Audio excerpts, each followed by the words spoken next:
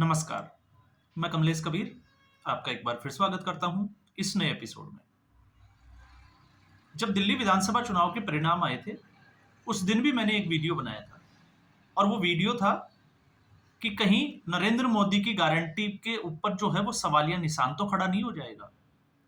और उसके बाद में कुछ लोगों के कमेंट भी आए थे कि अभी जो है वो इस तरीके की, क्योंकि सरकार का गठन नहीं हुआ, तो जल्दबाजी में इस तरीके का जो है वो वीडियो नहीं बनाना चाहिए। कुछ लोगों की राय थी। लेकिन इससे पहले अगर हम बात करें, जब दिल्ली विधानसभा चुनाव की घोषणा भी नहीं हुई थी, तब भी मैंने जो है वो 2-3 वीडियो जो दिल्ली के बजट के ऊपर बनाए थे। और स्पेशली आज मैं जो है वो वापस से ये वीडियो बना रहा हूं, तो इसकी वजह क्या है?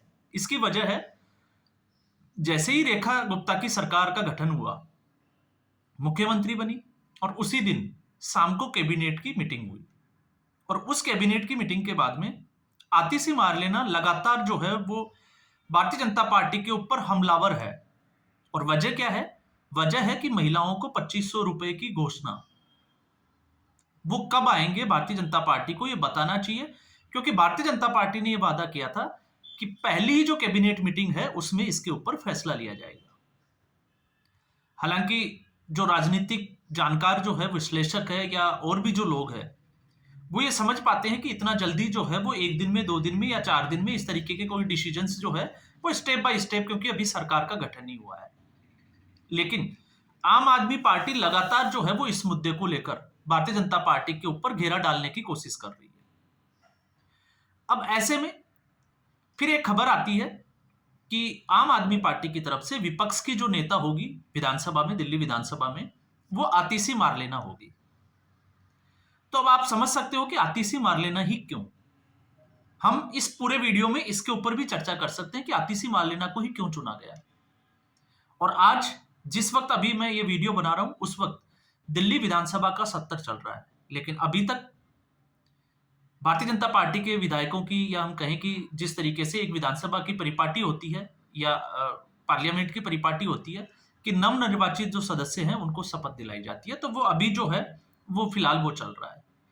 लेकिन भारतीय जनता पार्टी ने भी एक बड़ा इशारा किया था कि इसी सत्र में सीएजी की जो रिपोर्ट है उनको टेबल किया जाएगा, विधानसभा के पटल पर रखा जाएगा। तो अब तक दो चीजें बड़ी इंपॉर्टेंट है। एक, सॉरी, दो भी नहीं, मैं 3 चीजें बोलूंगा। एक, आम आदमी पार्टी का आतिशी मार्लेना को नेता प्रतिपक्ष बनाना। दूसरा, आम आदमी पार्टी की नेता या नेता प्रतिपक्ष आतिशी मार्लेना का भारतीय जनता पार्टी पर 2500 रुपए महिलाओं की जो गारंटी सम्मान निधि योजना थी, उसके ऊपर जो है वो भारतीय जनता पार्टी को घेरने की कोशिश करना। और तीसरा, अब तक जो ये लोग ये समझते थे कि अरविंद केजरीवाल वो पूरी तरीके से एक्सपोज हो गए हैं, तो अब तक जो है वो सिर्फ और सिर्फ अरविंद केजरीवाल एक्सपोज हुए हैं आरोप और प्रत्यारोप में। सच्चाई जो है वो जनता के सामने अरविंद केजरीवाल की अब आना शुरू होगी, अगर भारतीय जनता पार्टी सीओजी की रिपोर्ट को टेबल करती है। और अगर वो टेबल नहीं करती है, मान लेते हैं, तो उसके बाद में सिर्फ जो है वो ठीक उसी तरीके से, जैसे आपने देखा होगा कि अरविंद केजरीवाल खुद कांग्रेस पार्टी के ऊपर आरोप लगाते थे, लेकिन फिर धीरे धीरे जनता को पता चल गया कि अरविंद केजरीवाल के वो आरोप झूठे थे, तो ठीक वही स्थिति जो है वो बन जाएगी। लेकिन भारतीय जनता पार्टी इतनी आसानी से अरविंद केजरीवाल को छोड़ देगी, ये भी जो है वो नजर कम ही आता है। तो जब सबसे पहले मैं आता हूं,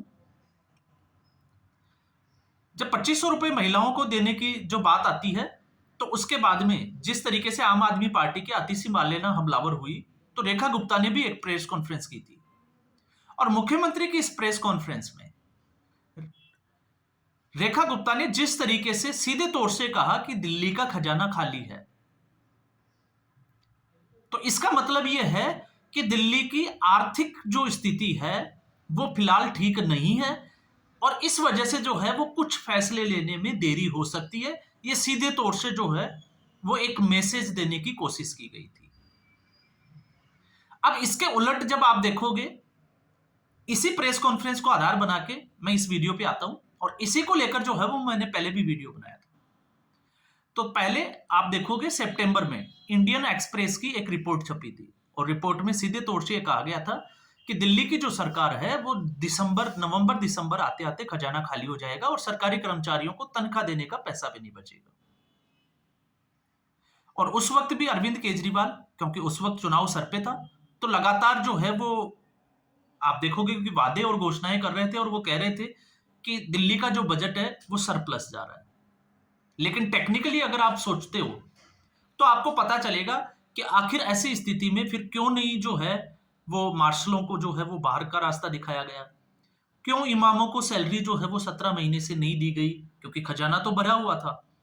और फिर उसके बाद में आप देखोगे दिल्ली सरकार के, मैं अब केंद्र सरकार की बात नहीं कर रहा हूं, क्योंकि जब केंद्र सरकार की बात करते हैं तो हम हो सकते हैं कि ये हो कि आरोप और प्रत्यारोप जो है वो राजनीति का हिस्सा है। नहीं, दिल्ली के ही वित्त सचिव आशीष वर्मा, क्योंकि आतिशी मारलेना ने केंद्र सरकार को 10,000 करोड़ के ऋण के लिए एक आवेदन किया था।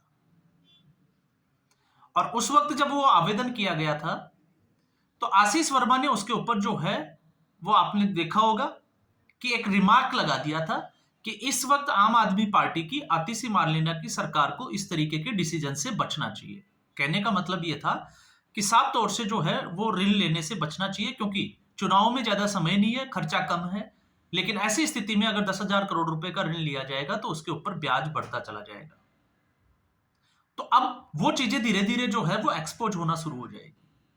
अब जब हम आतिशी मारलेना की बात करते हैं तो आतिशी मारलेना को भी अच्छे से पता है कि ऐसी स्थिति में, क्योंकि दिल्ली का बजट जो है वो इसको अलाउ नहीं करता है, या हम कहें कि दिल्ली के खजाने में कुछ बचा ही नहीं है, तो भारतीय जनता पार्टी को क्यों नहीं हम जो है वो घेरने की कोशिश करें, क्योंकि भारतीय जनता पार्टी डिसीजन लेने में टाइम लेगी। और यही एक वजह है कि आम आदमी पार्टी और आतिशी मारलेना दोनों जो है वो इस वक्त हमलावर है। और आतिशी मारलेना को अच्छे से पता है कि क्यों, क्योंकि लास्ट में आपने देखा होगा केजरीवाल के बाहर आने के बाद में टेम्परेरी सीएम रही है, तो टेम्परेरी सीएम को इतना तो पता है कि दिल्ली की वास्तविक स्थिति क्या है, आर्थिक आधार की मैं बात कर रहा हूं।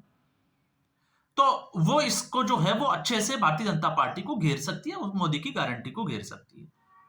अब जब हम बात करते हैं कि आखिर ये स्थिति आई क्यों, तो इस स्थिति के लिए आप मेरे जो है वो दिल्ली के बजट के, मैंने पंजाब के ऊपर भी बात की थी, आप वो वीडियो जो है वो उठा के देखिए। और मैं कहता हूं 8 फरवरी का ही वीडियो उठा के देख लीजिए, जब मैंने एक वीडियो बनाया था जिसमें थंबनेल डाला था कि मोदी की गारंटी कहीं खतरे में तो नहीं है। तो आप देखोगे दिल्ली का जो बजट है वो 70,000 से 72,000 करोड़ के आसपास है, और रेवेन्यू जनरेट होता है लगभग 62,000, 64,000 या 65,000 के आसपास, 65,000 करोड़ के आसपास।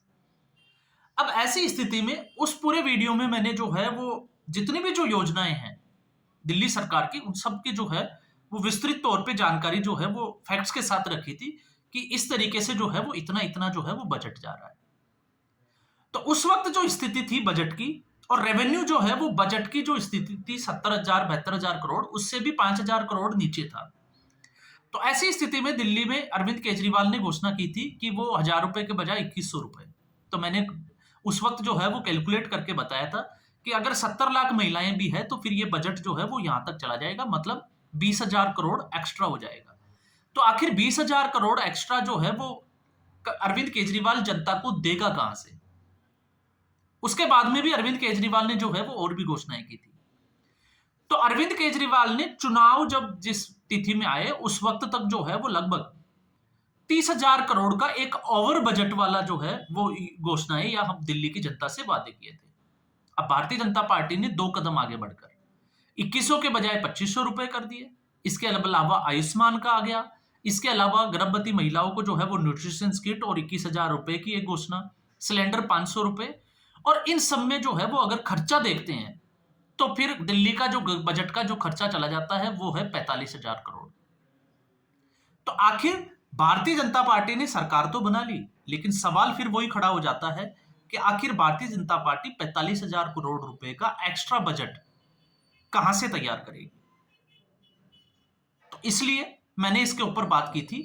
और ये जब हम बात करते हैं कि यमुना नदी की सफाई क्यों नहीं हुई, जबकि केंद्र सरकार से जो है वो 7,400 करोड़ के आसपास जो है वो पैसे भी मिले, तो वो खर्च क्यों नहीं किए गए? तो आखिर वो पैसा कहां गया? इसीलिए आप समझ पाओगे कि अरविंद केजरीवाल की नीयत क्या थी और अरविंद केजरीवाल क्या कर रहे थे। क्योंकि वाकई में अगर आप स्थिति को देखोगे तो अरविंद केजरीवाल के आने के बाद पिछले 11 साल में बजट सरप्लस की जो है वो बातें तो की गई, लेकिन सच्चाई से बिल्कुल दूर। और यही एक वजह थी कि सीएजी की रिपोर्ट को ऑन टेबल नहीं किया गया, क्योंकि अगर सीएजी की रिपोर्ट टेबल कर दी जाती, और आपने देखा होगा, मैं तो हर बार कहता हूं कि विधानसभा सत्र का या विशेष सत्र अरविंद केजरीवाल सिर्फ और सिर्फ इसलिए बुलाते थे क्योंकि नरेंद्र मोदी को कोसना होता था और अपने आप को जो है वो दिल्ली का हीरो बताने की कोशिश करनी थी, और वही एक अनपढ़ राजा की कहानी सुनानी थी। इसके अलावा किसी बजट के ऊपर, या हम कहें कि कोई बिल लेकर आई हो अरविंद केजरीवाल की पार्टी, 2-4 बिल को छोड़ दे पूरे 11 साल में, तो आप ढूंढने की कोशिश करोगे तो भी आपको नहीं मिलेगा। तो ये जो है वो इसकी सार्थकता का प्रमाण है कि आखिर जब हम बात करते हैं केंद्र सरकार की, तो आपने देखा होगा जब भी पार्लियामेंट सेशन चलता है तो पार्लियामेंट सेशन कितना कारगर साबित हुआ, हम उसका जो है वो आकलन करते हैं कि इस पार्लियामेंट सेशन में इतने बजट जो है वो अलोकेट किए गए और इतने बजट बिल जो है वो पास किए गए, सॉरी, बिल अलोकेट किए गए और इतने बिल जो है वो पास कर दिए गए। तो दिल्ली विधानसभा में पिछले 11 साल में आप उठा के देखिए कि आम आदमी पार्टी ने कितने बिल पास किए, और अगर बिल पास ही नहीं किए, कोई प्रोजेक्ट बनाया ही नहीं, तो फिर दिल्ली का विकास आप कैसे सोच सकते हो कि दिल्ली का विकास हो सकता है। और फिर उसमें जब हम परियोजनाओं की बात करते हैं तो परियोजनाओं में पैसा खर्च होता है और आपके पास पैसा है नहीं, क्योंकि आपने पैसा खर्च कर दिया विज्ञापन में, आपने पैसा खर्च किया शीश महल बनाने में, तो आपने तमाम तरीके के जो है वो पैसा खर्च किया अपनी जो है वो चीजों को दुरुस्त करने में, और फिर उसके बाद में आप एक नया शिगुफा छोड़ते हो दिल्ली की जनता को, क्योंकि अरविंद केजरीवाल ये समझ चुके थे कि एक वर्ग जो है वो फ्री बीज की रेवड़ियों से बहुत खुश रहता है, और उस वर्ग को खुश करने के लिए आपने फ्री का जो है वो बिजली और फ्री का पानी, जो मूलभूत आवश्यकताएं हैं, और फिर उसके बाद में उसी वर्ग को खुश करने के लिए आपने एक पव्वे के साथ में दूसरा पव्वा फ्री कर दिया, ताकि आपका वोट बैंक जो है झुग्गी झोपड़ियों में वो उसी तरीके से बना रहे। हालांकि भारतीय जनता पार्टी उसको तोड़ने में कामयाब तो हो गई, लेकिन अब भी जब हम इसकी बात करते हैं तो भारतीय जनता पार्टी के सामने ये सबसे बड़ी चुनौती होगी कि आखिर वो मोदी की गारंटी को पूरा कैसे करेगी। देख रहे हैं यमुना में जो है वो सफाई शुरू हो चुकी है, वो ठीक है, लेकिन जो बाकी की योजनाएं हैं उसके लिए भारतीय जनता पार्टी का एक्शन प्लान क्या होगा। लेकिन उस एक्शन प्लान से पहले दिल्ली की जनता के सामने भारतीय जनता पार्टी की यह मजबूरी होगी कि वो जो सीएजी की रिपोर्ट की बात करती है, 14 रिपोर्ट, वो पहले ऑन टेबल करे और उसको सार्वजनिक करे, ताकि दिल्ली की जनता को अरविंद केजरीवाल की सच्चाई का पता चले। तो अब आप समझ गए होंगे कि लगातार जो है वो 2500 रुपए महिलाओं का जो सम्मान निधि योजना का जो वादा था उसके ऊपर आतिशी मार लेना इतनी एग्रेसिव क्यों है। दूसरा, गोपाल राय के बजाय आतिशी मारलेना को ही नेता प्रतिपक्ष क्यों बनाया गया, क्योंकि आतिशी मारलेना से कुछ भी छुपा हुआ नहीं है। और फिर हम आते हैं तीसरी चीज के ऊपर कि अरविंद केजरीवाल, अगर भारतीय जनता पार्टी सीएजी की रिपोर्ट रखती है तो अब तक अरविंद केजरीवाल जितना एक्सपोज नहीं हुए थे उससे ज्यादा जो है वो अब एक्सपोज होंगे और जनता के सामने उनकी पोल खुलती चली जाएगी। तो आज के एपिसोड में बस इतना ही। उम्मीद करूंगा वीडियो एपिसोड आपको पसंद आया होगा। वीडियो को लाइक करें, शेयर करें, चैनल जरूर सब्सक्राइब करें। धन्यवाद।